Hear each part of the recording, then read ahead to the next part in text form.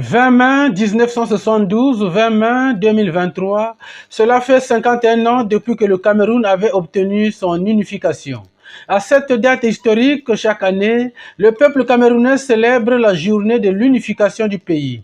Prélude à la célébration de cet événement, la communauté camerounaise vivante en République du Congo, assistée par la Société de téléphonie mobile MTN, a lancé les activités relatives à la célébration de cette journée mémorable, notamment l'ouverture du village culturel ce jeudi 18 mai 2023 sur le jardin de l'ambassade du Cameroun en République du Congo. C'est lui, Marie Magloire Nkoum Minseni, l'ambassadeur de ce pays qui a lancé officiellement la série des activités. Je voudrais que les Camerounais profitent de la 51e édition de la fête nationale pour montrer que la lettre de mission qui m'a été prescrite prend corps. Plus d'une dizaine des associations camerounaises existantes au Congo sont venues exposer les produits de leur savoir-faire dans différents stands installés au village culturel, à la grande satisfaction des autorités et cadres du Cameroun évoluant au Congo-Brazzaville et qui sont venus apprécier la qualité des produits. Présenter cet habit à l'ambassadeur qui lui connaît très bien. Il connaît très bien que c'est un habit de unité.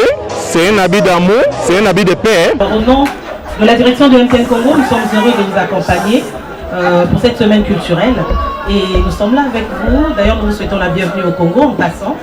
Nous avons beaucoup d'offres à vous présenter, mais en une seule journée, je sais qu'on ne pourra pas étoffer toutes les offres que nous avons, surtout pour les communautés, parce que nous avons spécialement des offres réservées aux communautés.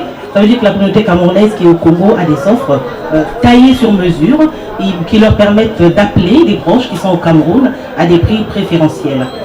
Pour les Camerounais qui sont au Congo est une solution magnifique pour ce qui est de l'envoi et de la réception de l'argent au Congo. Nous avons des prix qui sont imbattables, des prix qui défient toutes les concurrences et toutes les communautés qui sont ici. Nous savons très bien que les Camerounais aiment bien garder le contact avec le terroir et pour le faire d'un point de vue financier, la solution la meilleure c'est la rémittance de MTN à partir de laquelle nous pouvons envoyer de l'argent au Cameroun et recevoir à des prix vraiment préférentiels et l'expérience est juste magnifique. Cet événement, célébré pour la première fois par la diaspora camerounaise au Congo, ensemble avec son ambassadeur, est vivement salué par les chefs des associations.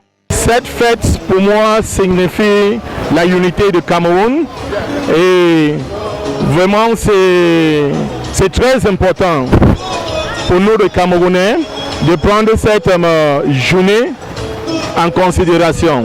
C'est très particulier, ce n'est pas donné à n'importe quel pays d'être unis. Parce que quand on parle de fête de l'unité, il y a ceux qui ne vont pas comprendre. Parce que le Cameroun, on a les anglophones, on a les francophones. Nous avons eu la chance que cette fois-ci, on a eu quelqu'un à la tête de notre ambassade qui a pensé faire vivre cette cérémonie au Congo en organisant une semaine qu'il a baptisée la semaine de l'unité. Ça a commencé par le tournoi, par un tournoi de football qui se joue au stade Chaminade. Les festivités de l'unification du Cameroun par la diaspora camerounaise au Congo dureront 4 jours. La finale de football au lycée Chaminade sera le clou de la célébration.